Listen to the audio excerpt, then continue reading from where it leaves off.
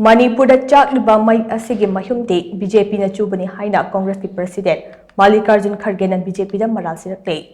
Handakta inaw-naw thorokliba irang asiga mari lainana Congress ki President Mallikarjun Kharge na Prime Minister Narendra Modi mathakta akan wafam kaya phongdorakli haina Business Standard na report tawgi. Microblogging site ama oiriba X da thagalakpa post amada Mallikarjun Kharge na hai Manipur Da Chakliba Mei Asigi Meihum Di Bjp na Chubani. Border state asida thokliba irang asida BJP khaktagi oiba oijaba ama yauri. Prime Minister Narendra Modi na Manipur da kona lakhiba adu kumja inglisingani shupna kunithoi ke mikhalge board khomba aduna oiri.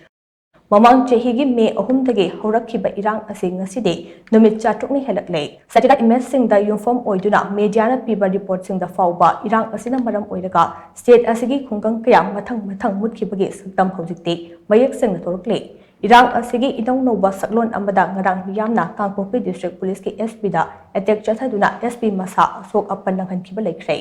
Ningthi zaraba border state ase mai hohalaga thamliba asida BJP khaktagi oiba interest ama yaure.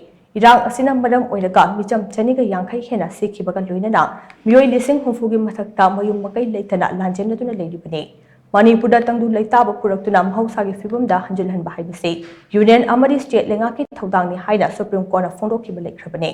Haukiba December 3 ta India block na Prime Minister Narendra Modi masada kumja inglisingani kunmari ki aroiba sarukta Manipur chatpinaba haijake adubu chatkide. Irang asiga mari leinana political parties singi mihut sing Prime Minister Office cha kauduna mifam pangthokpiu haike adusu aremba take loina Manipuri oiriba pibam asida Prime Minister masamak yaushinduna chanaba thabak thoram sing paikhatpiu haijake adubu thabak oina amata paikhalakide karigumba Prime Minister Narendra Modi na hairiba sing asige maraktage ama paikhatlamba thoklabasu ras dharma ngaktabage maral dage nanthokpade khak yaroi haina Kharge na makha tarakle.